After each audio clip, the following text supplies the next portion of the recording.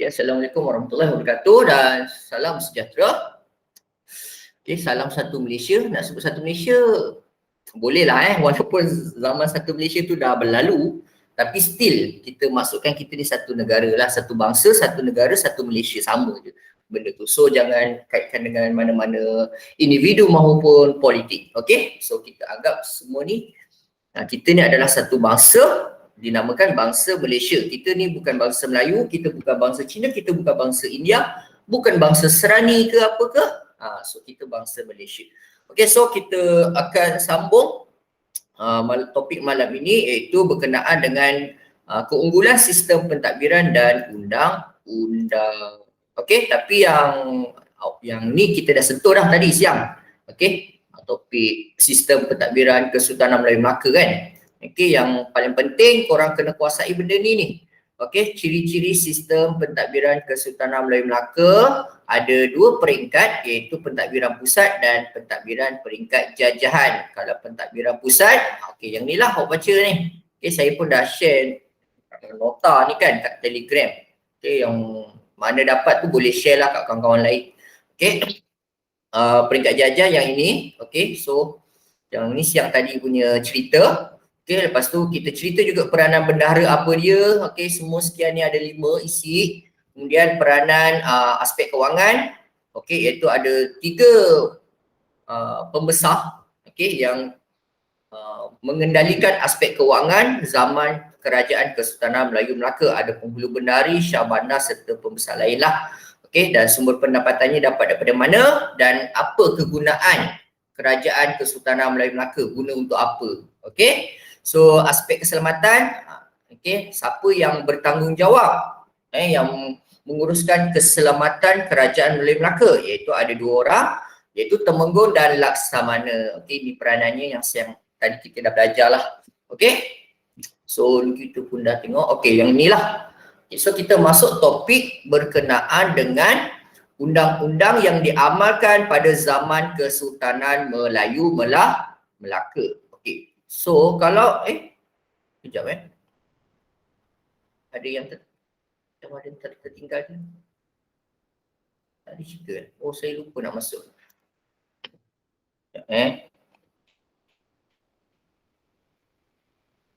Okey, ada yang masuk. Baru masuk ke? Okey, ini cerita tentang undang-undang di Melaka. Contohlah kan, kalau keluar satu soalan. Okey, soalan tanyakan macam ni. Contoh saya type kan.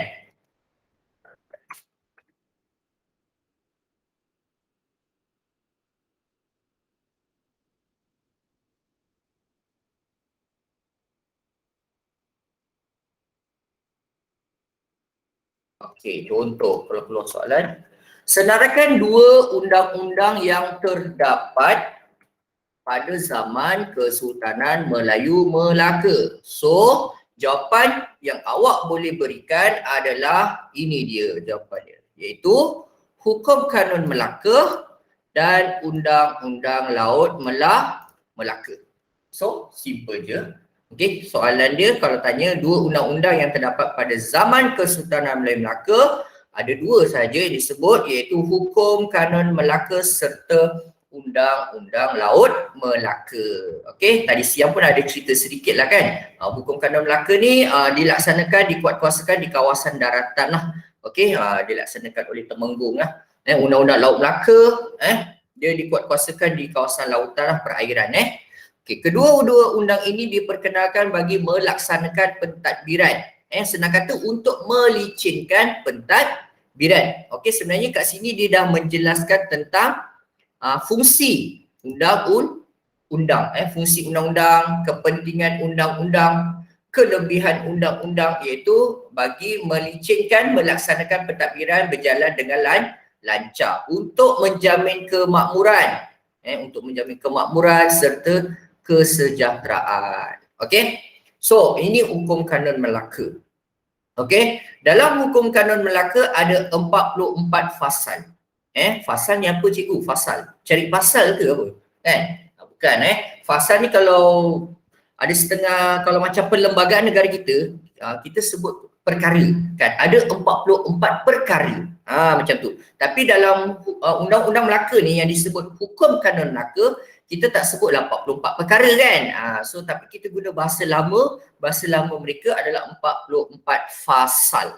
Okey, mungkin fasal 1 cerita tentang apa, fasal 2 cerita tentang apa, fasal 3 cerita pasal apa, cerita pembunuhan ke, tentang berkenaan penceraian ke, berkenaan dengan hak pusaka, harta pusaka ke, so macam-macam lah kaitan dia. Okey, so dalam hukum kanun Melaka memang menyenaraikan sebanyak 44 fasal, 44. Orang Cina ni ada setengah orang Cina dia tak berapa suka nombor 4 ni, nombor 4. Kalau dia nak buat register number, nombor flat kenderaan pun dia kalau boleh menolak nombor 4 ni.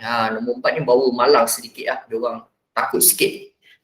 Itu tanyalah, macam maybe ada yang Chinese ni tahulah kot Okay, so 44 pasal membincangkan termasuklah jenayah.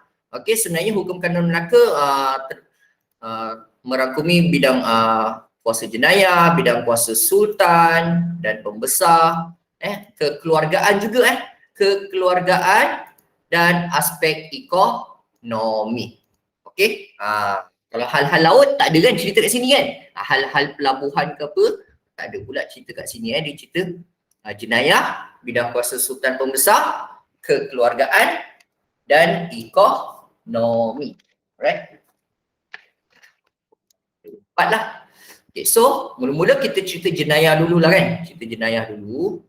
Okay, so dalam hukum kanun Melaka, aspek jenayah apa benda yang nak dicerita kat sini. Okay, so untuk perbuatan jenayah, okay, ada beberapa fasal lah kat sini. Okay, kat sini mungkin saya kat nota je kot, senang sebab dah nampak kat sini. Okay, so ini undang-undang yang diamalkan zaman Kesultanan Melaka, iaitu dalam hukum kanun Melaka. Okay, kat sini ada cerita tentang jenayah, iaitu cerita tentang berkenaan dengan hukuman setimpal akan dikenakan terhadap perbuatan jenayah seperti membunuh, menikam dan mencuri. Okey, ini adalah perbuatan jenayah. Kan? Kalau apa macam berkenaan dengan rasuah, rasuah tu itu jenayah apa pula? Lain okey, tapi yang ini berkaitan dengan jenayah, undang-undang jenayah. Kenakan sabit kesalahan yang berat lah, hukuman yang berat sebab dia menyakiti manusia, jenayah ni. Okey, fasal 4, ada fasal 5.1, ada 2 fasal dalam aspek jenayah. Fasal 4 ingatlah 4 ni angka orang Cina tak suka. So fasal 4 dia berkaitan dengan hukuman bunuh punya. Hukuman bunuh dikenakan kepada sesiapa yang ingkar arahan sultan. Siapa yang tak ikut cakap sultan, siapa yang tak dengar ikut perintah sultan akan dikenakan hukuman bunuh, hukuman mati lah, sama lah tu maksud dia. Hukuman bunuh, hukuman mati tu sama. So itu dalam fasal berapa? Fasal 4 jenayah hukum kanun Melaka. Okey. Fasal 4 ni semua hukumannya adalah hukuman mati. Hukuman bunuh. Okey, itu fasal 4. So angka 4 ni memang sial sikit lah.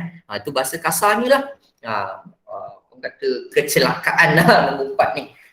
So siapa orang kata maksudnya menghadap sultan ni, anda dikecerakan di bawah fasal 4. Takutlah tu. So pesalah tu akan takut. Fasal 4 memang confirm lah dia kena hukuman bunuh je kalau disampaikan kesalahan. Okey, terbukti bersalah memang hukuman bunuh untuk fasal 4. Okey, atas kesalahan ada 2 jenis kesalahan fasal 4, ingkar arahan sultan dan memalsukan titah sultan. Itu adalah pasal 4. Okey. Satu kan. Okey. 1, 2. Okey. Pasal 4 ada 2. Kemudian pasal 5. Hukuman bunuh dikenakan juga. Jenayah ni semua hukuman bunuh juga.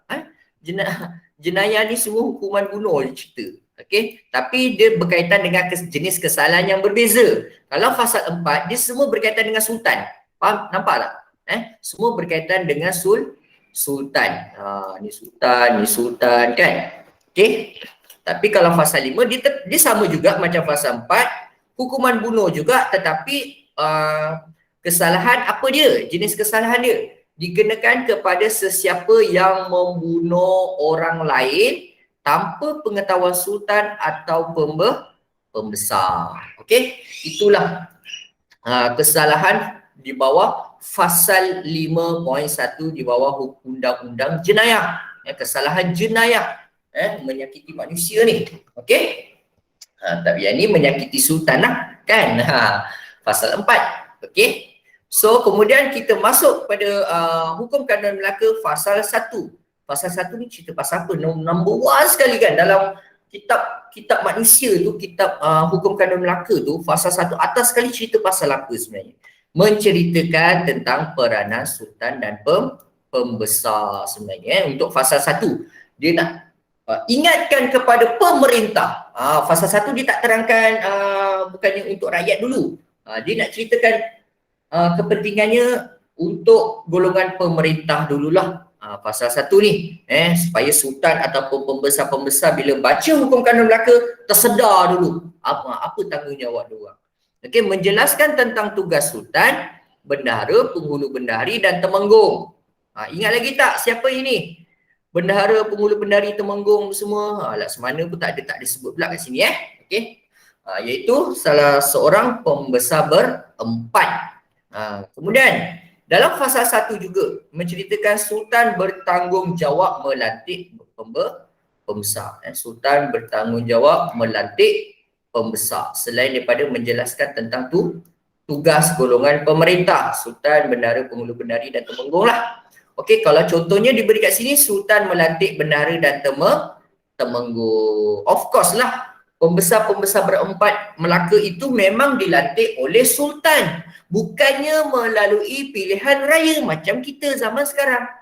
Kalau pilihan raya macam kita zaman sekarang itu dikenali sebagai sistem pemerintahan bercorak demokrasi. Tapi zaman kerajaan Kesultanan Melayu Melaka bukannya mengamalkan demokrasi. Jangan memandang-mandai awak kata apakah sistem pemerintahan zaman Kesultanan Melayu Melaka. Tiba ada murid jawab, zaman Melayu Melaka mengamalkan sistem demokrasi. Salah lah okey. So kerajaan Kesultanan Melayu Melaka sebenarnya dia mengamalkan sistem monarki sebenarnya. Monarki ataupun mengamalkan sistem pembesar 4 lipatan. Okey, saya sebut yang dalam buku teks lah saya tak nak sebut benda-benda lain nanti korang jawab lain yang tersasul. Okey, mengamalkan sistem pembesar 4 lipatan. Okey, kemudian dua aspek dah. Okey, aspek yang ketiga pula kan. Aspek yang ketiga aspek kekeluargaan. Okey, dalam hukum kanun Melaka juga menceritakan tentang kekeluargaan, family. Family apa ni? Family plan ke apa kan? Okey, kita tengok je. Kemudian huraian dia, hukum kanun Melaka menceritakan bahawa undang-undang keluarga ni tujuannya baik untuk mewujudkan keharmonian dalam keluarga kan. Okey, dan menyelesaikan masalah keluarga kan. Kalau ada nak bercerai ke kan. So hukum kanun Melaka pun ada jalan penyelesaian dia. Okey, juga menyelesaikan masalah berkaitan dengan perkahwinan. Okey, iaitu dalam kekeluargaan kita sebut pasal 26. Ingat. Kalau pasal 1 tentang tugas sultan dan pembesar. Pasal 4 hukuman bunuh terhadap kesalahan memalsukan titah sultan ataupun kesalahan mengingkar arahan sultan. Pasal 5.1 hukuman bunuh terhadap siapa yang membunuh orang lain tanpa pengetahuan sultan dan pembesar. Okey? Itu beza dia 4, 5, 1 dan 26 bukan 2.6 26. Okey.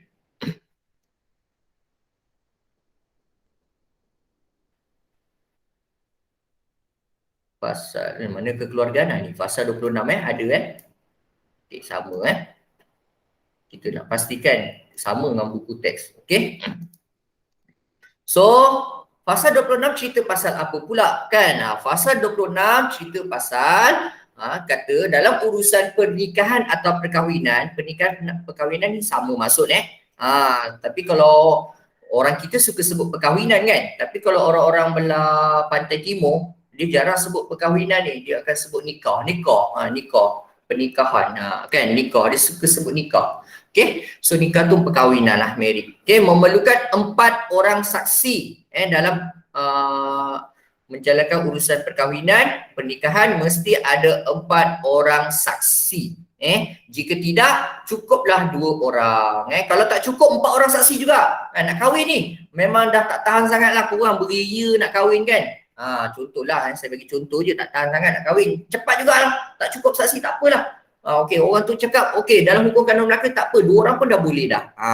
Jika tidak, memadai 2 orang. Cukuplah 2 orang kalau tak jumpa banyak saksi. Okey, kemudian wanita dan hamba tidak boleh jadi saksi. Ini orang kata penegasan ni lah. Wanita dan hamba tak boleh menjadi saksi. Woman and slave. Okey? Tak boleh. Cikgu. Hamba abdi dan hamba sama. Apa dia? Hamba abdi dan hamba sama. Sama. Tapi hamba nanti banyak jenis tau. Nanti kita tengok 1.4 nanti. Hamba ada banyak jenis. Hamba raja, hamba hutang, hamba biasa. Tu nanti. Itulah. Okay. Tapi kalau dari segi umumnya hamba abdi tu samalah. Hamba abdi ni cuma orang kata lebih penegasan lah kan. Nak cakap hamba ni golongan yang paling teruk lah kan. Abdi. Kan? Abdi tu maksudnya dia tak boleh menolak. Tak boleh menolak arahan tuan dia. Dia mesti abdi. Mengabdikan diri dia pada tuan pemilik dia. Siapa yang beli dia.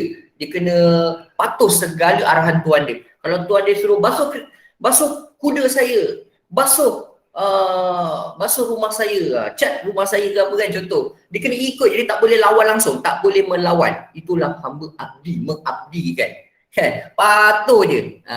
Kalau anak, awak seorang anak sepatutnya awak kena patuh kan cakap ibu bapa. Tapi ada setengah anak dia tak nak ikut cakap mak bapak dia. So awak tak cukup abdi pun pada ibu bapa awak kan. Tapi kalau hamba abdi, dia cukup mengabdikan ikut segala perintah tuan dia kan. Okey. Dia tak boleh lawan. Okey. Okey, kemudian ekonomi. Okey, ini kekeluargaan fasal 26. Okey. Kemudian ekonomi ada fasal 30. Macam mana nak ingat ni kekeluargaan 26, ekonomi 30. Awak kena hafal lah. Kalau satu senang sikit ingat kan. Satu mestilah untuk pemerintah kan. Tugas serta pemerintah. 4 dah saya dah sebut senang. Nombor ni tak disukai orang Cina, hukuman mati. Yang tak ikut cakap sultan apa semua kan. Yang memasukkan titah ni perintah masuk titah ni. Memasukkan atau zaman dulu dia orang nak keluarkan satu arahan kepada rakyat, dia orang akan macam keluarkan satu surat lah, contoh surat kan. Satu lampiran orang kata risalah kan. Tapi tiba-tiba orang yang keluarkan risalah tu, sultan kata demikian, tiba-tiba orang tu tukar maklumat tu dalam titah sultan tu. Tapi kalau dapat tangkap, hukumannya mati sekadar dia menyeleweng ayat tu, diubah ayat sultan tu. Kata hukuman mati punya. Membunuh fasal 4. Okey.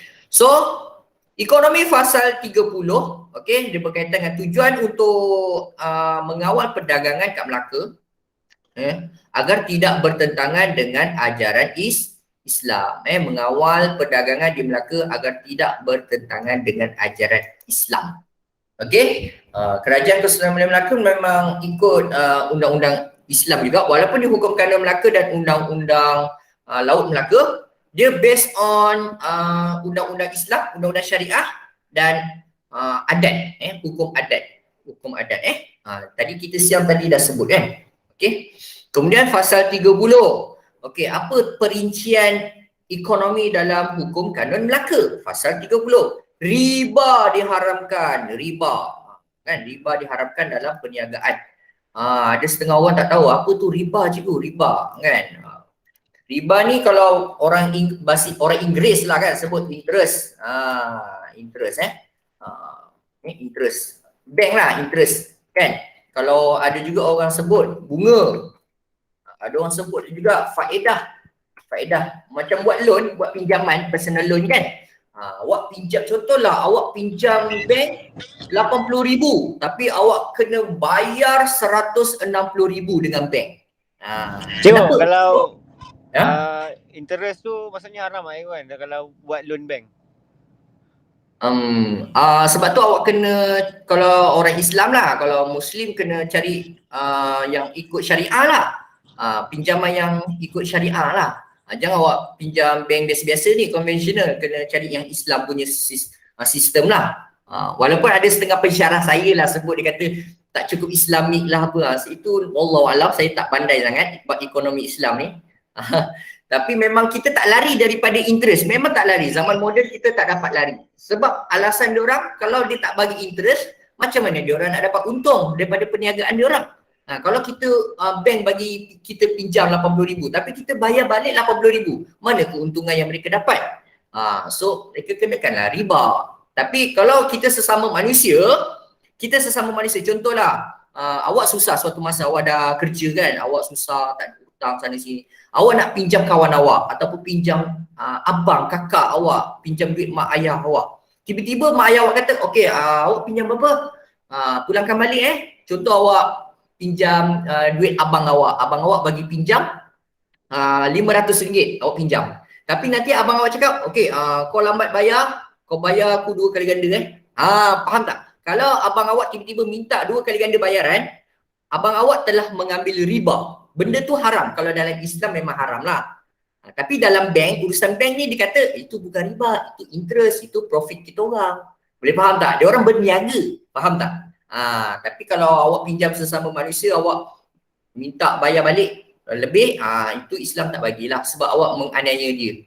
Sebab dia sebenarnya dalam kesusahan. Sebab zaman dulu, zaman-zaman Nabi Muhammad ni apa semua, orang-orang dulu memang ada susah-susah. Jadi kita nak memudahkan, membantu diorang. Kita bagi pinjam, tapi awak pulang balik lah. Jangan lupa, bayar hutang tu wajib. Kalau orang Islam kata kalau bayar hutang, tak bayar hutang, awak memang tak akan jejak syurga punya. Hutang tu memang wajib dibayar. Wajib. Tapi riba memang tak dibenarkan juga. Okay. So, kemudian dalam pasal 30, selain riba diharamkan dalam perniagaan, orang yang ingin menjalankan perniagaan, apa syarat-syarat dia? Syarat-syarat orang yang ingin menjalankan perniagaan, yang akan menjalankan bisnes. Syarat dia, mesti seorang itu adalah akil baligh. Saya nak tanya korang ni dah akil baligh ke belum? Dah. Liana belum. Adakah yang belum akil baligh pun umur 16 tahun kan? Saya rasa 16 tahun semua dah semua. Liana belum. Ada mungkin ada yang tak tahu lagi ya. Yang mungkin ada yang tak faham lagi. Cikgu, akil baligh tu apa cikgu? Saya tak naklah sebut sini sebab saya rekod. Tapi korang dah tahu kan? Mimpi-mimpi lah kan, mimpi-mimpi indah kan. Okey, so siuman. Okey, syarat orang nak berniaga mesti siuman. Apa tu siuman? Maksud siuman ni bukan orang gila lah. Bukan orang gila, memiliki akal yang waras, yang tidak gila. Okay, so saya rasa awak lepas ni semua syarat ni nak berniaga ni. Dalam hukum kanun Melaka awak boleh berniaga, awak dah akil baligh kan? Dah tumbuh janggut, dah tumbuh misai, suara lelaki dah suara pun dah pecah kan? Yang perempuan pun faham lah akil baligh ciri-ciri dia apa.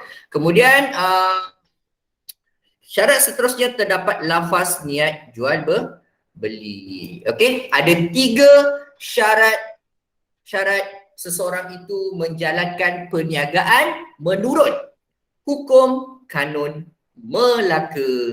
Okey? Akil baligh, siuman dan lafaz niat jual beli. Saya jual, saya beli. Okey, macam tu. Kadang-kadang dalam hati pun tak apa. Maksudnya awak dah mengiktiraf dah kan. Kita beli barang kat kedai, kadang tak semestinya kita sebut kan. Dia bayar duit tu, itu dah niat dah dalam hati kita menerima barang dia yang kita bayar tu. Okey. So, soalan apa ni? Ini macam dah jawab tadi. Dah jawab kan tadi, yang siang tadi. Yang baru join ni mungkin tak tahu kan, apakah yang menjadi asas pembentukan undang-undang di Melaka? Jawapan dia ni akan saya type dekat sini. Undang Islam dan hukum adat. Okey, itulah jawapannya. Okey. Okey, ni sedikit info. Hukum kanun Melaka juga menerangkan hukum kanun Melaka juga menerangkan bahawa perkataan raja hanya untuk raja. Boleh faham tak maksud saya?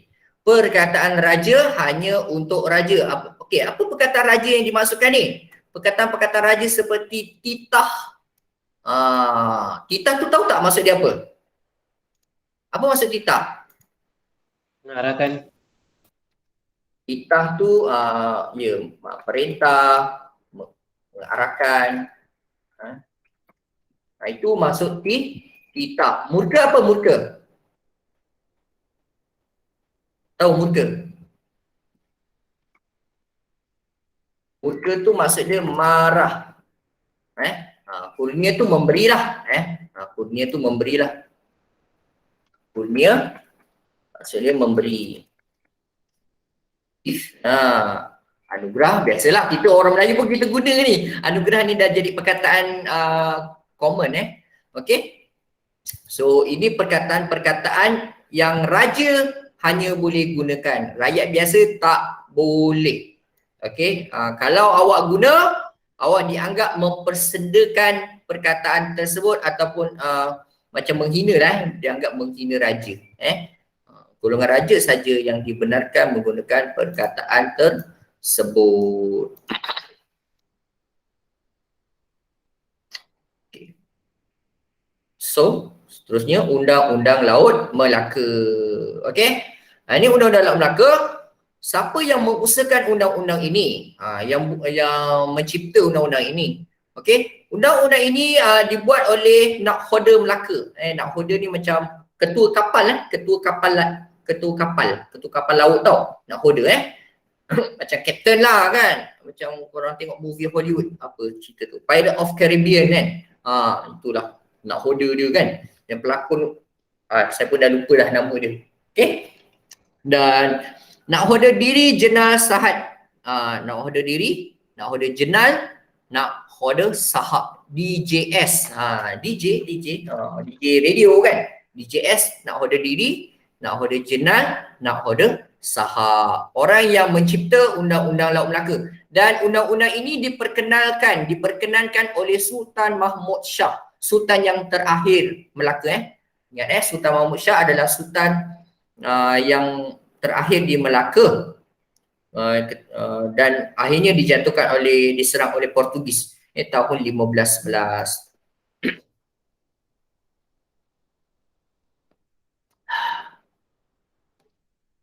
Okey, so apa cerita berkenaan dengan Undang-Undang Laut Melaka? Ada berapa ni? 1, 2, 3, 4. Ada 4 Ada 4 poin tentang Undang-Undang Laut Melaka. Okey. Ada tentang jenayah juga sama. Tapi kalau hukum kanun Melaka jenayah ada fasal 4 kan? Ingat lagi tak? Fasal 4 dan 5.1. Untuk Undang-Undang Laut Melaka dia fasal 5 je. Jangan tambah 5.1, dah salah fakta nanti. Okey. Kemudian ada peranan Nakhoda. Okey, sesuailah peranan Nakhoda untuk Undang-Undang Laut Melaka. Okey, takkan hukum kanun Melaka kan sebab dia di atas laut, di atas kapal laut.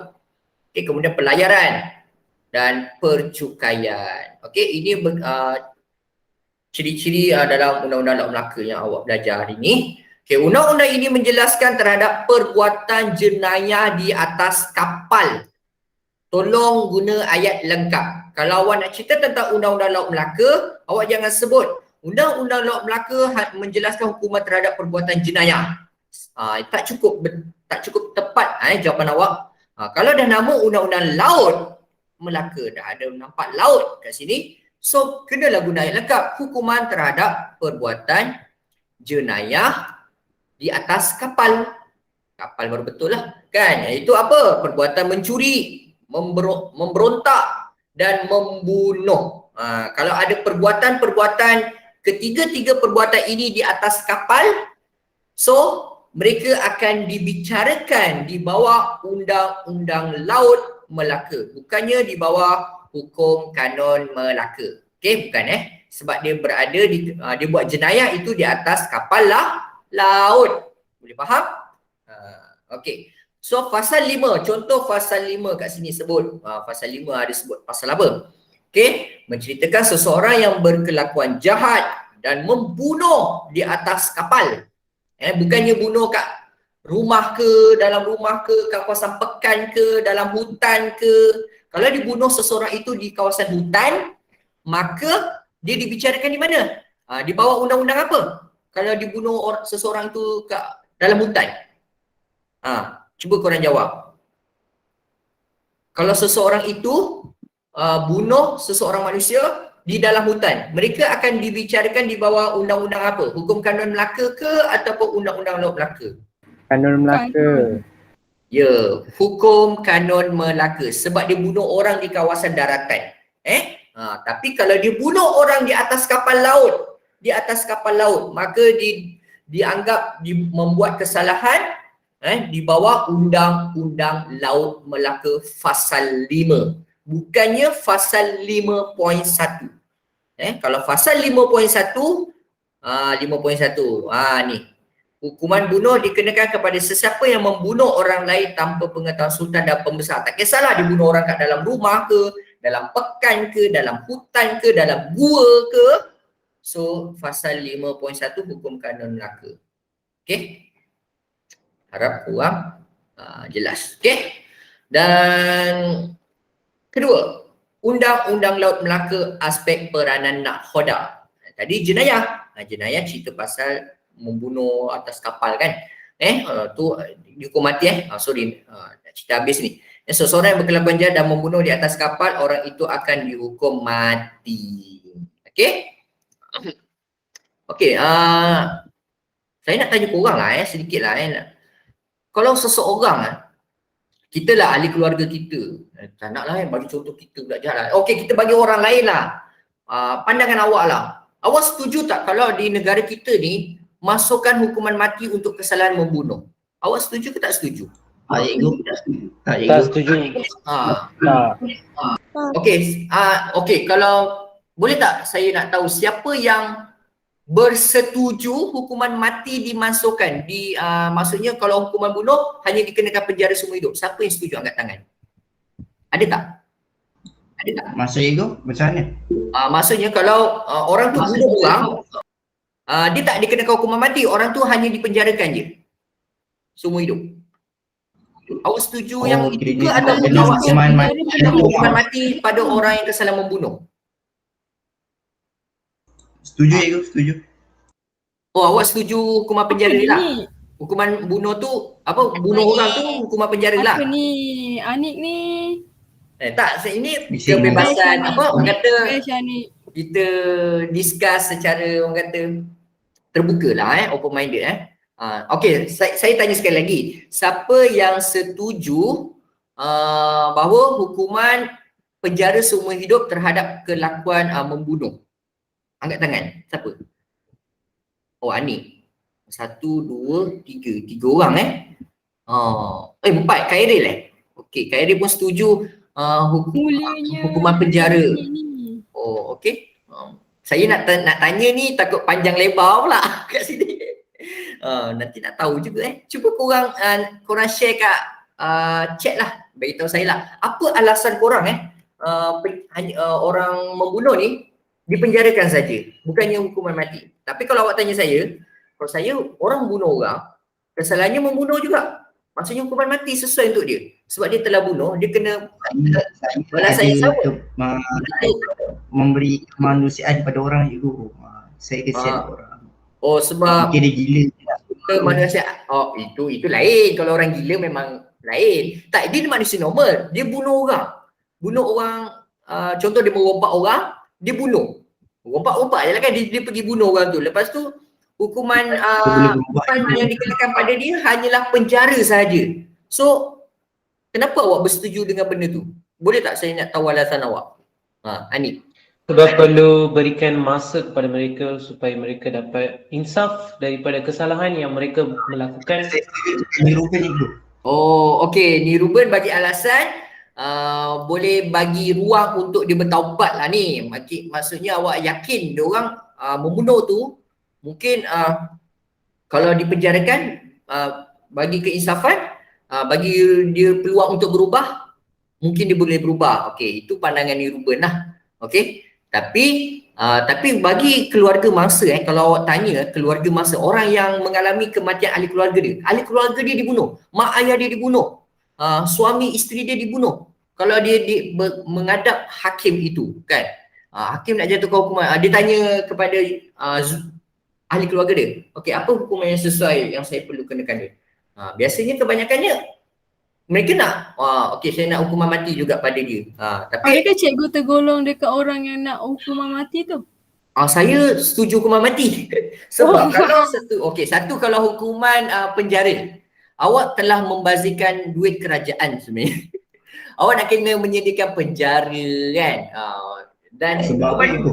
Makanan mati, itu. hukuman penjara seumur hidup kan. Maksudnya seorang banduan tu kan kena duduk dalam sel penjara tu kan seumur hidup, makan tahun. So kalau banyak kes mati, kes bunuh kat negara kita, so penjara akan bertambah, kerajaan akan keluar duit, kos. Okey, selain daripada kerajaan keluar kos duit, apa lagi saya nak terangkan kerajaan kos Tak payah duit bagi lagi. dia makan. Apa dia?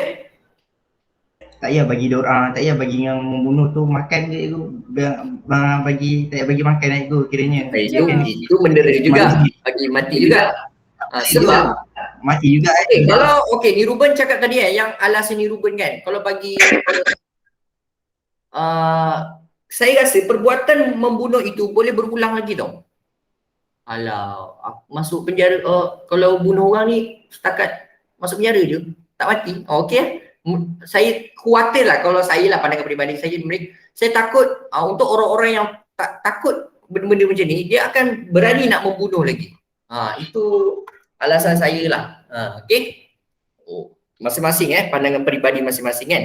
Okey. Cikgu, bukan dia penjara seumur hidup Yelah, penjara seumur hidup. Tapi apa sumbangan dia? Apa sumbangan dia pada masyarakat dan negara? Kalau dia dipenjarakan, apa sumbangan dia pada negara? Dia hanya bazirkan duit kerajaan saja. Lepas tu kerajaan terpaksa nak besarkan penjara, nak tambah penjara. Kan? Jadi bagi saya tak relevan dia orang ni penjara seumur hidup. Tapi kalau kita nak bebaskan awal pun risau juga, takut dia orang buat kesalahan tu lagi. Kan? Tak sempat dia nak berubah, dia akan mengulangi perbuatan dia lagi. Sebab alah, penjara masuk sekejap aja. Kalau penjara seumur hidup pun rugi. Untuk apa simpan orang macam ni? Bagi saya cukup kita bagi pengajaran. Itu pandangan saya lah. Sepatutnya kita sebagai manusia yang normal, awak nak bertindak sesuatu kena berfikir dulu sebelum bertindak. Berfikir nak bunuh orang, bahaya ni kalau aku polis tangkap aku hukuman gantung kan. So berfikir dulu sebelum bertindak. Itu lebih baik better Tapi apa-apa pun kena siasat kan. Kalau dia bunuh tak sengaja tu lain lah. Janganlah hukuman mati kan. Tak sesuai lah. Awak terbunuh dengan terbunuh orang ke, ataupun bawa kereta terlanggar orang kan. Bukan mabuk bukan disebabkan mabuk. Dia bawa ni tak perasan tiba-tiba.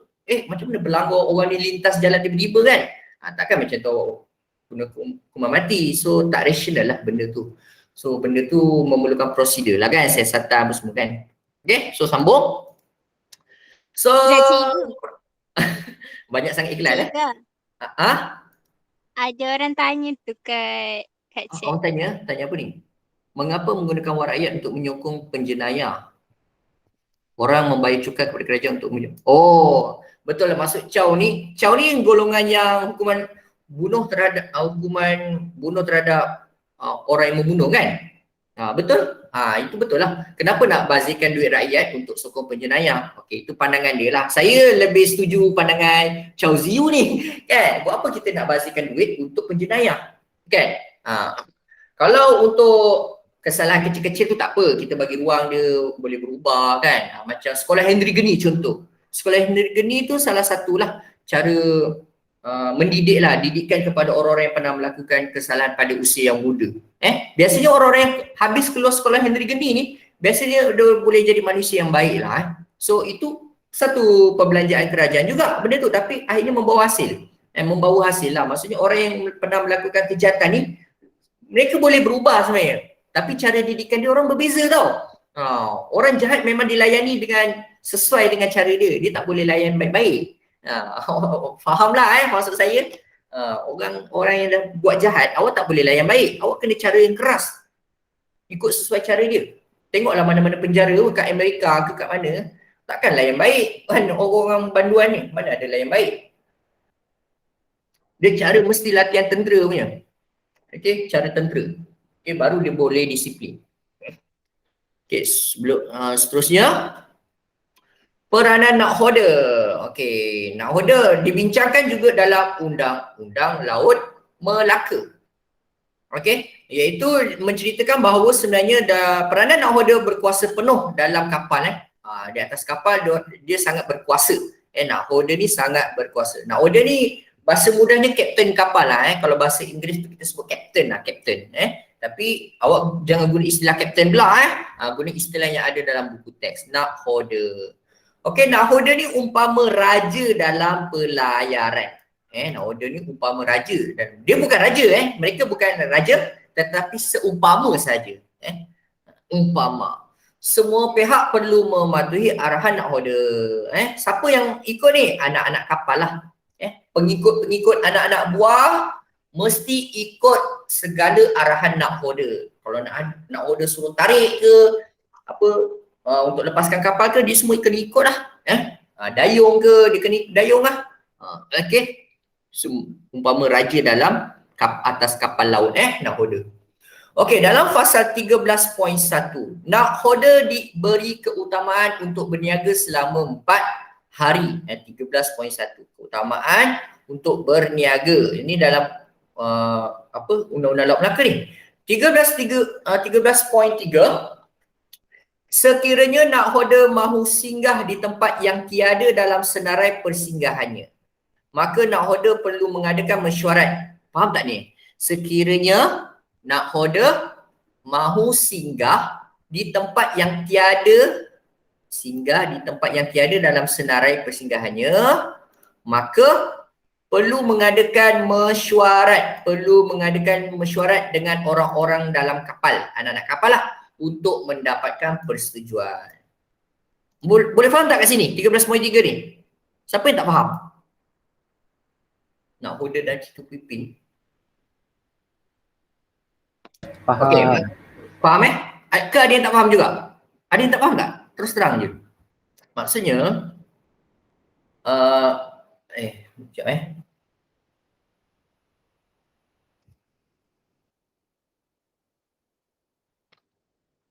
Okay, contoh, ini list. Contohlah, awak bayangkan ni satu kertas nakhoda. Saya bayangkan saya nakhoda. Saya tengah buat catatan, saya list. Okay, dalam perjalanan kita pada hari ini, kita akan pergi ke negeri Pahang. Okay, list pertama, Pahang. List kedua, kita akan pergi ke Pulau Sumatera. List ketiga, tak adalah kan, tiba-tiba dalam perjalanan atas kapal tu, nakhoda kata, aku bukan nak pergi Pahang dengan Sumatera je. Aku nak pergi Siam. Dia nak sebut Siam ni, dia nak cakap dengan anak kapal dia nak pergi Siam. Dia tak boleh, dia kena buat mesyuarat dulu. Dia kena berbincang mesyuarat dengan anak-anak kapal, dengan anak-anak buah dia. Kita nak pergi berlayar ke Siam juga. Kalau kata setuju, barulah mereka pergi Siam. Itu dah yang disebut dalam fasal 13.3. Sekiranya tiada dalam senarai, sebab senarai kertas dia yang nak pergi atas kapal tu hanya nak pergi 2 tempat je, Pahang dengan Sumatera. Tiba-tiba dalam perjalanan tu dia nak pergi atas lagi, pergi Siam, Thailand kan. Tak ada dalam senarai. Tapi kalau dia nak pergi juga Siam, dia kena buat mesyuarat, meeting dengan anak kapal dia, dengan anak-anak buah dia lah. Okey, itu maksudnya. Okey. Seterusnya, bagi Cik Zul, mendapat. habis tu kalau anak kapal dia tak setuju tapi dia nak pergi juga. Tak boleh Tak boleh. Sekejap ada orang datang rumah saya. Sekejap.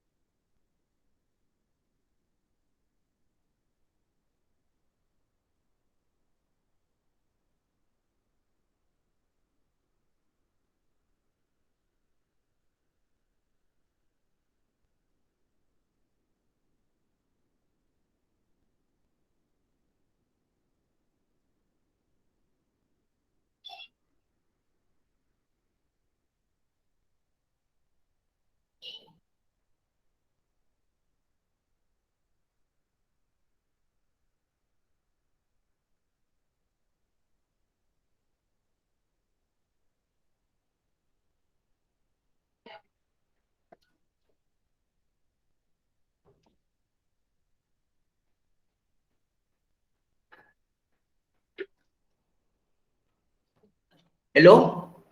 Ada di sana? Ada. Okay. Ada orang hantar kek pula. Jiran saya ada anak dia birthday, dibagi kek pula. Happy Alhamdulillah. birthday cikgu. Bukan birthday saya. Birthday orang jiran. Dia bagi kek. Birthday saya 26 Oktober. Okay, Liana hantar kek. Buat parti tak cikgu? Buat parti kat mana? Tuition, Kan nak tuition. datang. Tak rumah cikgu. Kita orang datang malam ni juga. Itu pun tengok dululah macam mana. Saya buat kat luar lah. Bergempak sikit. Ada vaksin boleh cakap lah. Buat kat rumah cikgu lah. Rumah cikgu ada Unify. Rambut. Free wifi Sekolah pun ada free wifi. Betul cikgu. Okey, sambung lah. Mana dah ni? Fasal apa? Fasal 13.3 ada lagi Fasal 13.3 bukan cerita ni je.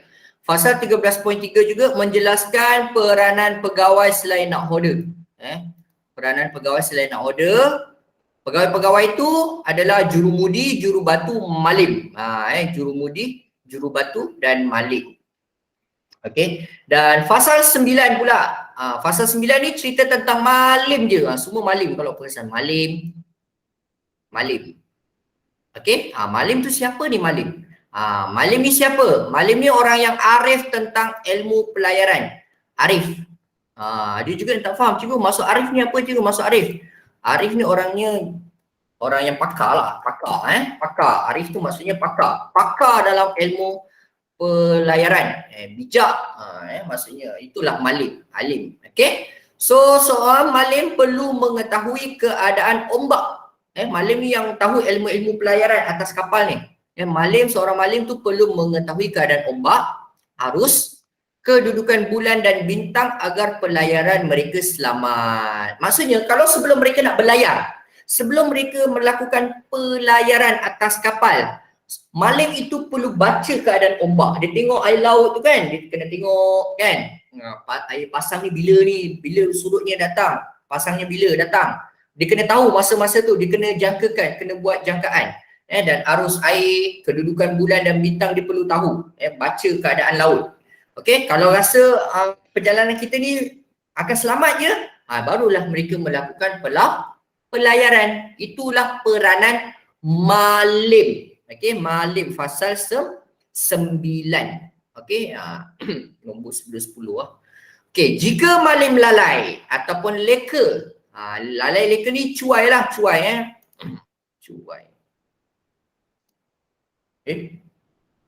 Wah, apa ni?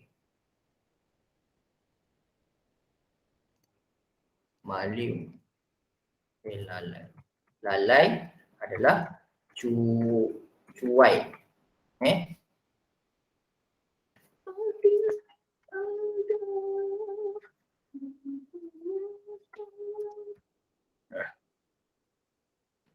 Jika malim itu cuai, lalai leka ketika bertugas hingga pelanggaran itu berlaku pada kapal, malim akan dihukum bunuh, mati.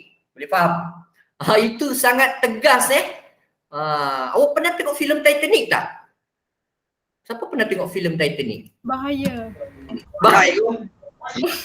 Alah, yang scene tu kat apa, lajukan le. So, Liana Saya tengok full sampai habis. cerita tu box office track record dia sangat panjang. Filem tu tahun berapa 1997 tak salah saya. Awak pun belum lahir tau.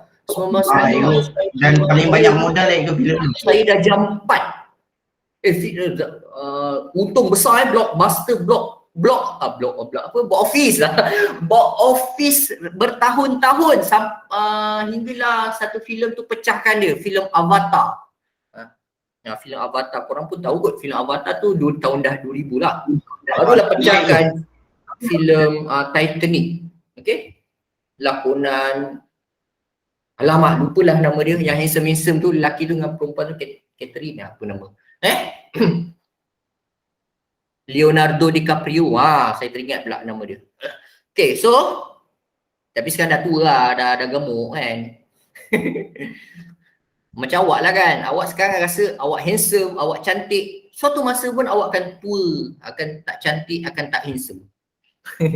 Okay, manusia kan. Seterusnya apa? Saya dan Liana kekal awet muda. Yes. Ya, Tak ada. Dah banyak cubaan dah manusia cuba buat. Ada tak umur 70? Awak tengok muka dia. darah pun tiada ni. 70. Muka macam 20. Tak ada. Susah ni. Kalau ada, produk tu akan laris. Contohlah awak dapat keluarkan satu produk, awak pakai, contohlah awak umur 50-60 kan nanti. Awak beli produk ni, satu produk ni, awak cerita satu produk, pakai je produk tu, umur awak terus jadi muka macam umur 20-an. Kalau adalah awak boleh berjaya menghasilkan satu produk macam tu, awak jadi jutawan segera. Itu langsung som. Awak akan jadi jutawan segera, confirm. Tapi tak ada lah produk macam tu. Okay. Seterusnya. Tak apa cikgu, the right people akan nampak kita cantik umur berapa pun. Itu lain, itu tanam lain. Itu tanam susuk. Seterusnya apa? Okey, pencukaian Mana nak kekal handsome tu? Macam mana lelaki nak kekal handsome? Kekal handsome. Kau tak payahlah ni. Tak boleh nak jawab lah saya. Kalau saya jawab nanti jadi pelik pula jawapannya. Macam-macam jawapan saya. Tak apa tu, saya nak tahu Kena ni. bersih muka. Mana tahu cikgu. Saya tak boleh nak cerita banyak benda kat sini sebab saya rekod. Aduh. Okey, so sambung percukaian Undang-Undang Lok Melaka aspek percukaian. Okey, ada juga cerita dia iaitu tentang cukai pelayaran ataupun kita sebut cukai perjalanan dan cukai perdagangan. Cukai pelayaran dan cukai perdagangan. Ataupun cukai hasil perniagaan. Sama lah ni, cukai pelayaran ni, cukai perjalanan, cukai perdagangan, cukai hasil perniagaan. Sama lah tu maksud dia. Okay, dalam fasal 6.3 nahoda yang menentukan jumlah cukai yang dikenakan kepada penumpang sebanyak 1/10. Ni cukainya.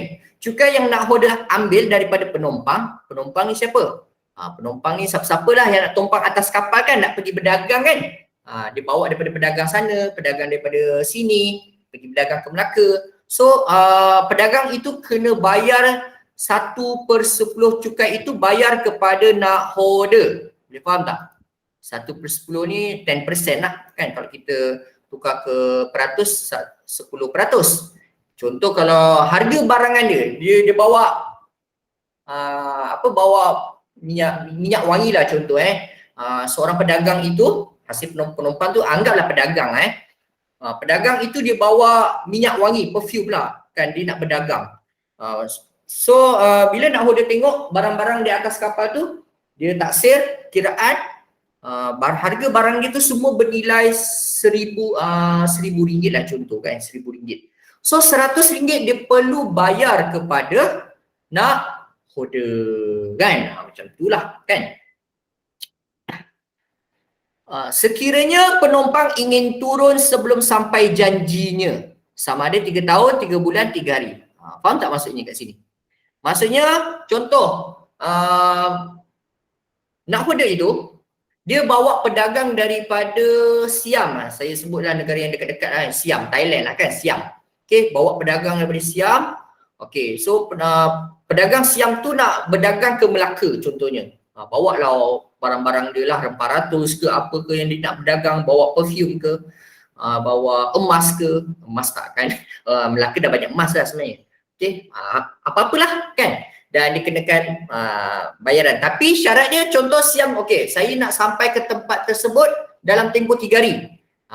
Maksudnya nakhoda ini kena tunaikan janji dia. Nakhoda tu kena sampai sebelum 3 hari. Kalau dia minta 3 hari, kena sampai sebelum 3 hari. Kalau lebih 3 hari, mungkin dia tak boleh lah nak dapat 1/10 ni. Boleh faham tak?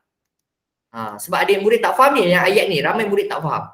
Okey, Kalau dia sebab dia kena sampai sebelum sampai janjinya. Ayat dia memang susah sikit, dia guna bahasa lama tau. Okey, tapi kalau dia terlajak hari, dia mungkin tak boleh dapat 1/10. Tapi kalau nak holder itu dapat bawa anak penumpang itu sampai ke tempat yang dia nak pergi tu, sebelum sampai janji dia, dia kata, okey saya nak sampai di sana 3 hari je. Okey, kalau nak holder dapat bawa dia 3 hari cukup ngam ataupun dapat lebih awal, dia kena bayar 1/10 hasil cukai itu kepada nak holder. Inilah maksudnya, okey? Okey, so habis topik undang-undang. Okey, itu hukum kandang Melaka dan undang-undang laut Melaka. Okey, dan ni ada sikit info kan. Apa itu wa'adat? Wa'ad. Awak baca dululah, saya nak bahasakan tekak saya. Boleh baca lah.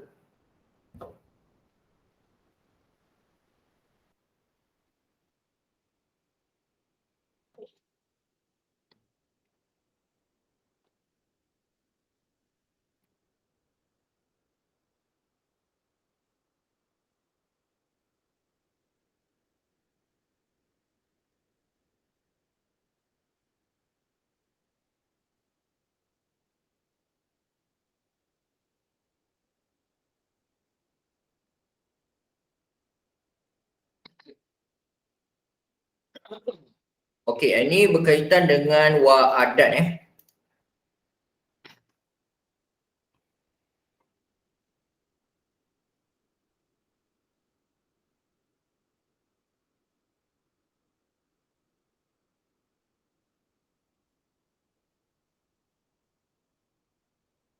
ni wa'adat ni. Okey, kita akan masuk kepada topik 1.4 iaitu peranan pemerintah dan rakyat. Okey, kalau kita baca jap. Hubung kait pemerintah dan rakyat sejak zaman Kesultanan Melayu Melaka selaras dengan konsep wa'adat. Ada yang tak faham ni wa'adat ni apa, cikgu? Wa'adat. Wa'adat tu sebenarnya perjanjian Maksud dia perjanjian. Okey, kat sini mungkin tak ada cerita lah Ada cerita ke? Okey, sebab saya pun saya belajar subjek sastra, jadi saya tahulah benda ni. Okey, wa'adat ni perjanjian antara pemerintah dengan golongan diperintah. Okey, rakyat yang bernaung di bawah pentadbiran sultan dan pembesar saling berkait antara satu sama lain. Okey, tujuannya untuk menggerakkan jentera kerajaan dan sistem pemerintahan. Hubungan timbal balik ini mengukuhkan pemerintahan Kesultanan Melayu Melaka. Okey, ini peranan dia. Nanti kita tengok. Ini Sangsa Purba. Ini bahasa lama tau. Sekejap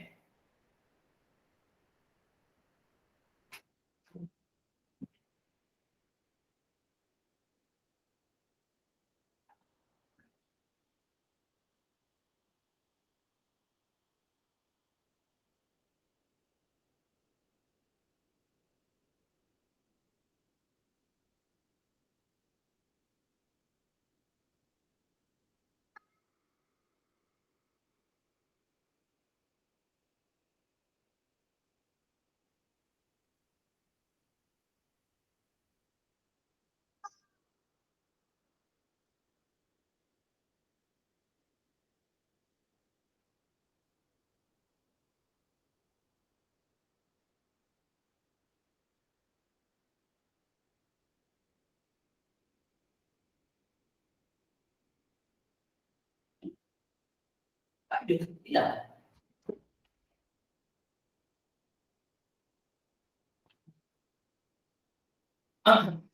Okay, sorry jap ada.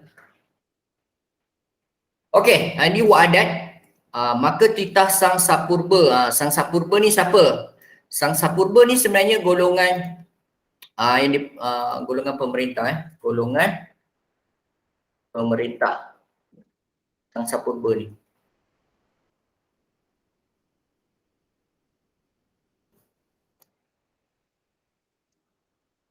Okey, maka titah Sangsa Purba hendaklah segala anak cucu hamba jikalau ada salahnya sekalipun atau zalim dan jahat pekertinya, janganlah segala hamba Melayu itu derhaka. Ini bahasa lama tau.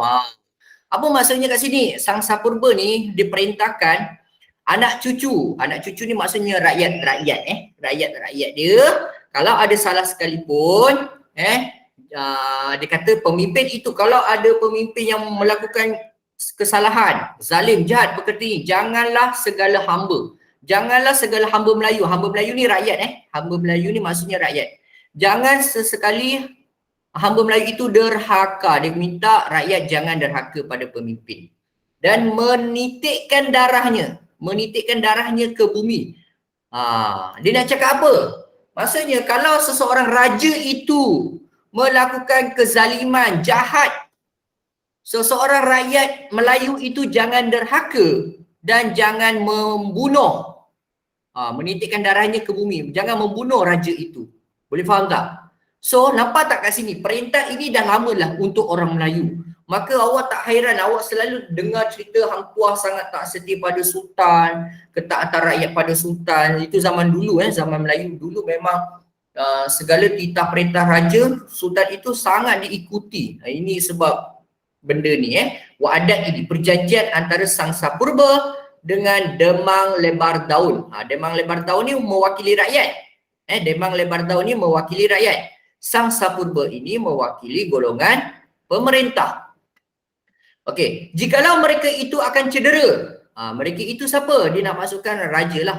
Jikalau mereka itu akan cedera, berundur hingga ditakluk negerinya juga, maka sembah Demang Lebar Daun. Baiklah tuanku. Okey, tetapi anak cucu duli tuanku dahulu mengubahkan. Anak cucu patik pun berubahlah tuanku. Okey, dia nak cakap kena sama-sama berubah lah kan. Maka titah Sangsa Purba, baiklah paman. Kabullah hamba akan wa'ad itu. Titah baginda. Barang siapa hamba Melayu derhaka mengubahkan perjanjian ni. Ni cakap Sangsa Purba ni cakap, siapa-siapa yang cuba derhaka, yang mengubah perjanjian ini, maka dibalikkan Allah bumbungan rumah ke bawah kaki ke atas. Boleh faham ayat ni? Sebab tu kalau korang baca buku-buku lama susah korang nak faham saya termasuk saya lah sangat susah nak mentafsir hikayat-hikayat Melayu lama, sangat susah nak mentafsir. Dia banyak guna bahasa-bahasa kiasan. Maksudnya kalau rakyat itu menderhaka akan dihukum Tuhan sebenarnya. Dia nak maksudkan Allah akan hukum. Tuhan tu akan menghukum rakyat tersebut. Bumbung rumah ke bawah, kaki ke atas. Rumah dia akan diterbalikkan lah maksudnya. Maka sembah Demang Lebar Daun. Jikalau Raja Melayu itu pula, rakyat ni cakap, Demang Lebar Daun cakap, kalau raja pula yang ubah perjanjian dengan hamba Melayu, maka dibinasakan Allah negerinya. Boleh faham tak ayat ni? Kalau seseorang raja itu pula melakukan orang kata kezaliman yang teruk lah pada rakyat dia, sentiasa melakukan kezaliman pada negeri dia, pada rakyat dia, Tuhan akan binasakan negerinya dan takhta kerajaannya. Boleh faham tak maksudnya? Saya buat kesimpulan kat sini saya nak buat kesimpulan. Kalau seseorang raja itu melakukan kezaliman, maka kita seseorang rakyat, bukan kita lah, saya nak cakap cerita tentang ni maka rakyat itu jangan derhaka dan bunuh raja tersebut. Boleh faham tak? Rakyat tak boleh derhaka, maksudnya kena patuh je segala perintah dia, dan rakyat tak boleh membunuh raja tersebut. Okey, itu dalam perjanjian Wa'adat ini. Okey, tapi dan diorang menuntut pula, tapi kalau itu berlaku juga, maka Tuhan akan balikkan bumbung rumah dia ke bawah kaki ke atas. Maksudnya tempat kediamannya mungkin akan huru-hara lah kan. Diterbalikkan rumah dia ke, akan dihalau ke kan, dibuang negeri, macam itulah hukuman dia. Tapi kalau raja itu mengubah perjanjian, maksud raja mengubah perjanjian ni maksudnya raja itu melakukan kezaliman. Raja itu melakukan kezaliman pada rakyat dia. Maka dalam perjanjian ini sebut Allah akan binasakan. Allah ni Tuhan Tuhan itu akan binasakan negerinya dan tahta kerajaannya akan jatuh. So jangan risau, rakyat tak perlu buat rio sangat. Rakyat patuh je apa segala perintah dia, tapi percayalah Tuhan akan jatuhkan kerajaan dia. Kita tahu memang seorang pemimpin tu akan mengalami fasa kejatuhan kalau dia buat tindakan yang salah. Tuhan akan jatuhkan dia berundur juga. Okey, akan digantikan dengan pemimpin yang lebih baik. Okey, itu dimaksudkan wa'adat ini. Okey. So tak nak cerita wa'adat sebab pening, nanti ramai murid pusing-pusing kepala dia orang nak faham benda ni. So kita nak cerita tentang okey, ni diberikan definisi tulah. Okey, siapa tahu maksud tulah tu apa? Apa maksud tulah? Kalau awak tengok muka surat 13. Jom kita cari Kecelakaan yang menimpa penduduk Ya, kat sini kat sini dah ada. Ni tulah siapa yang tak tahu tulah, kat sini tulah. Tulah bererti kecelakaan. Bahasa ni kasar tau. Kalau orang Melayu kita sebut, celaka kau. Itu orang Melaka kan. Orang Melaka kalau siapa ada saudara Melaka tahu lah kan. Celaka kau ni, lahanat kau ni. Kan. Itu dia bahasa kasar kan dia orang. Okey. Saya pun ada banyak lah sebab isteri saya orang Melaka, tahu lah kan bahasa-bahasa dia orang ni kasar. Okey, so tulah Habis tu cikgu kena maki lah hari-hari. sebenarnya keluarga saya tak sangat. Sebenarnya makcik saya yang duduk Melaka tu, dia memang cakap kasar sikit. Kita dah jadi biasa sebab diorang tu macam budaya diorang. Diorang bukan nak masukkan nak menyakiti hati kamu, tapi memang cara diorang cakap macam tu. Kau ajar pasang kau celaka kau abang kau macam tu. Diorang, cara diorang memang dah macam tu. Kita tak boleh nak, tak tahu lah, susah lah daripada turun temurun cara dia bercakap macam tu kan. Kalau orang yang tak biasa memang rasa diorang ni kasarnya, macam cakap tak ada budi bahasa. Tapi itu cara kemesraan diorang, boleh faham tak? Itu kemesraan diorang, cara bersembang, berbual, itu diorang mesra lah. Kalau diorang tak maki-maki awak, diorang sebenarnya tak mesra dengan awak sebenarnya. So nak mesra dengan diorang, awak kena maki dulu dengan diorang, baru awak mesra dengan diorang. Dan awak membenarkan diorang tu maki awak. Itu awak akan mesra dengan dia. Boleh faham tak aku cakap kan? Itu orang Melaka kebanyakan orang Melaka macam tu. Tak semua, tapi Tapi expose wife. setengah-setengah tempat. Macam kawasan-kawasan memang asal orang Melaka memang macam tu. Tapi kalau orang-orang yang datang-datang ni, dia tak sangat. Macam family isteri saya sebenarnya asal Johor, cuma bekerja kat Melaka. Jadi dia budaya tu tak ada sangat. Keluarga saya tak ada. Tapi kalau makcik saya memang makcik isteri sebelah pakcik saya tu, dia memang kahwin orang Melaka. Memang keluarga dia memang cakap lain. Memang orang Melaka kan. Cakap dia kasar sikit. Celaka, itu celaka tu bahasa biasa dia orang. Kalau kita cakap kan kasar kan, boleh gaduh kan. Celaka kau ni kita dah macam terasa hati kan. Tapi kalau dia orang tak ada, dia orang takkan terasa hati. Itu perkataan biasa. Okey. Dan tulah bererti kecelakaan yang akan menimpa seseorang kerana melanggar larangan atau titah raja. Ataupun menderhaka pada raja. Okey, itu yang dimaksudkan dengan tulah. Inilah maksud dia kecelakaan. Kalau kenapa tulah itu dikenakan? Sebab melanggar perintah sultan, melanggar, menderhaka dan melanggar arahan sultan. Kenapa tak boleh nak tanda ni? Pelik kadang format dia. Okey, ni kat sini pun dah ada sebut wa'adat itu apa? Maksudnya wa'adat itu perjanjian. Okey.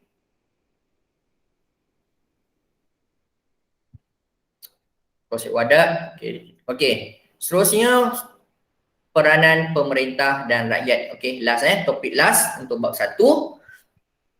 Peranan pemerintah dan rakyat. Okey, siapakah golongan pemerintah? Siapakah golongan diperintah? Okey, golongan pemerintah ada 4. Golongan pemerintah ada berapa? Ada 4. Ada sultan, pembesar, kerabat diraja dan ulama. Okey, kalau nak ulang lagi pembesar berempat, semua tahu. Okey, ada bendahara kan? Bendahara. Ada penghulu, bendahari kan? Ada temenggung. Temenggung dan laksamana. Okay.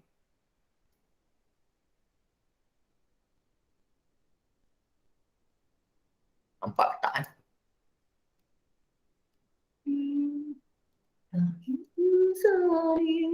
dari cinta dan bukan jiwa. Okay, ni pembesar kerabat diraja. Kerabat diraja sepupu sepapat lah, keluarga-keluarga raja lah. Okey, mereka pun dianggap golongan pemerintah dan ulama juga. Ulama dianggap golongan pemerintah kat dalam buku teks awak ulama kalau ada setengah orang kata ulama ni kan rakyat biasa kan. Okey, tapi kita follow buku teks awak, ulama dianggap golongan pemerintah. Ulama ni golongan bijak pandai dalam agama. Ni salah eja ni. Laksamana. Laksamana. Okey. Itu golongan pembesar ada 4 ni. Semua adalah golongan. Okey, dan apakah peranan sultan? Okey, peranan sultan menaungi rakyat. Menaungi rakyat. Okey, menaungi tu memayungilah, memimpinlah. Bahasa mudah. Peranan sultan memimpin rakyat. Menaungi tu memimpinlah kan. Okey, dan kedua menjaga keselamatan rakyat. Jaga keselamatan rakyat. Itu tanggungjawab dia. Kemudian peranan sultan juga menjaga perpaduan. Mewujudkan perpaduan rakyat. Menjaga ke mewujudkan tak kisah. Key point dia perpaduan rakyat. Jaga. Rakyat ni kadang berbilang kaum. Tapi untuk kerajaan Melayu Melaka, rakyat Melaka ada 2 jenis yang disebut dalam buku awak, iaitu siapa ingat lagi siang tadi punya topik? Rakyat Raja Melayu ada, rakyat Kesultanan Melayu Melaka ada 2. Apa dia? Orang apa? Melayu dan orang laut. Ya, orang Melayu dan orang laut. Okey, dia tak disebut orang bangsa-bangsa lain untuk zaman Kesultanan Melayu Melaka. Okey, kemudian menjaga kemakmuran. Okey, ini peranan sultan, menjaga kemakmuran dan kestabilan kerajaan. Aspek ekonomi lah. Okey, dan memperkenalkan undang-undang untuk mengawal rakyat. Okey, itu peranan sultan. Peranan pembesar. Kat sini dia tak terangkan peranan kerabat diraja dan ulama tak ada. Kita pun dah tengok kat sini memang tak ada sebut apa. Ni golongan dia sebut peranan sultan, peranan pembesar je. So memang tak ada sebut lah. So saya tak bagilah peranan ulama apa, memang tak ada kat buku awak. So peranan pembesar menjadi perantara antara sultan dengan rakyat. Perantara tu orang tengah maksud perantara tu jadi orang tengah antara sultan dengan rakyat. Maksudnya pembesar ni sampaikan perintah sultan itu kepada rakyat. Takkanlah sultan tu nak pergi setiap negeri-negeri naungan dia kan nak cakap sesuatu. Dia sampaikan menjadi pembesar kan, pembesar sampaikan kepada rakyat. Kemudian peranan pembesar juga menjaga keamanan di kawasan pegangan. Menjaga keamanan di kawasan pegangan, menjaga kebajikan rakyat, kawasan pegangan, mengutip hasil melalui sistem serah. Ini pun pernah keluar soalan objektif ada yang keluar soalan objektif kalau seorang pembesar itu kutip hasil penduduk, dia dipanggil sistem serah ke sistem kerah? Ada tau soalan tanya tau. Jadi awak hati-hati perkataan macam ni contoh hati-hati perbezaan sistem serah dan sistem kerah.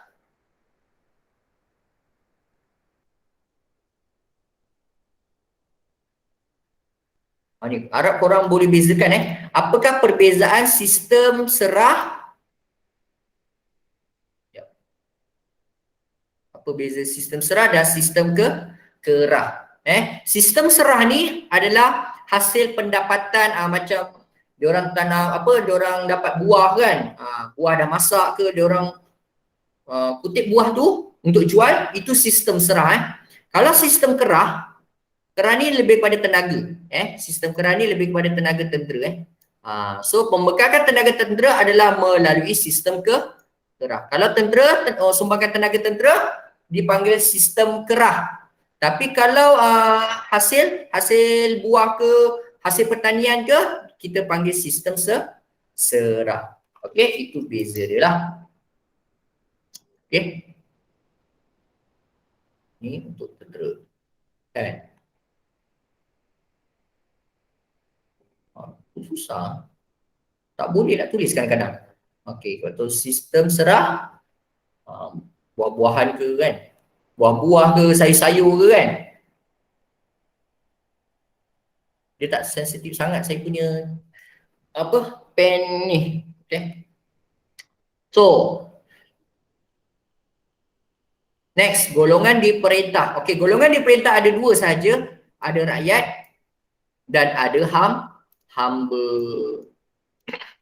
Rakyat dan hamba. Okey, rakyat ada 4. Peniaga. Rakyat macam-macam jenis orang. Ada peniaga.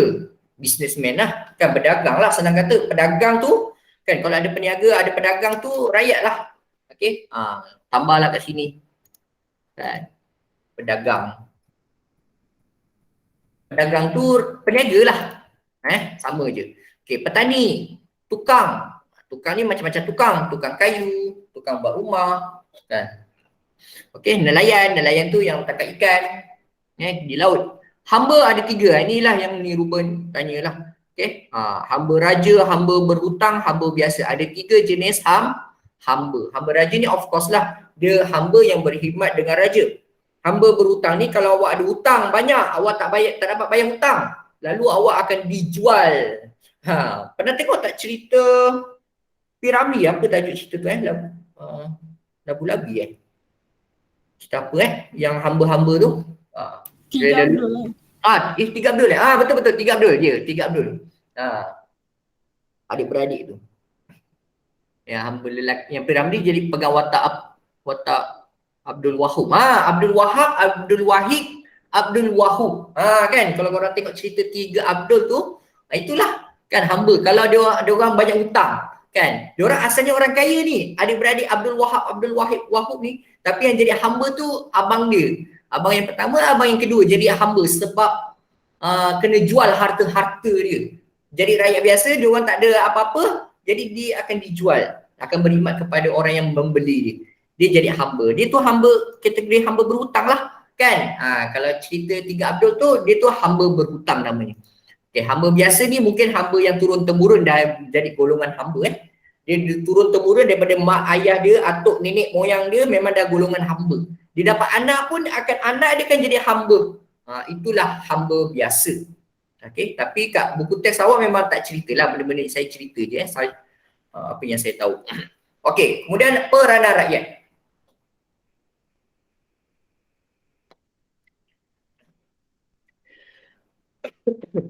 Okey, peranan rakyat.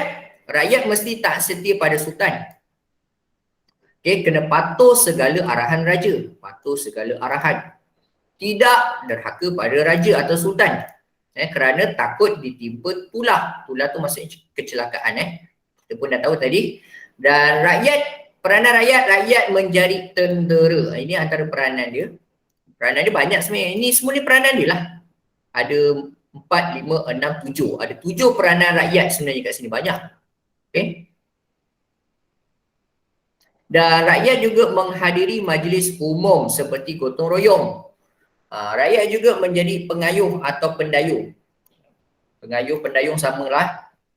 Dan bersedia untuk dikerah tenaga. Bersedia untuk dikerah tenaga untuk membina istana dan jalan-jalan. Inilah peranan rakyat. Ini pun soalan pernah keluar. Tak kisahlah soalan struktur ataupun objektif. Okey? Apa ni? Okay, ada nak tanya apa-apa tak? Ini soalan kebat kalau nak tengok lah. Saya buat soalan kebat.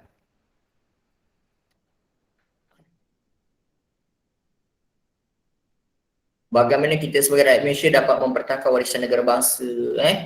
Soalan kebat ni penting juga awak kena kuasai. Soalan kebat jawapan awak tak dapat daripada buku teks, tapi awak kena jawab ikut rational logik, sesuai dengan kehendak soalan. Ini nota ni saya dah share, ada satu grup Telegram tu saya dah share. Siapa yang dah dapat tu boleh share juga kat kawan-kawan. Kelas lain lah. Okay, so kita sampai untuk topik ni kita dah habis sebenarnya. Okay, bab 1. Ada nak tanya tak setakat ni? Tak ada. Tak ada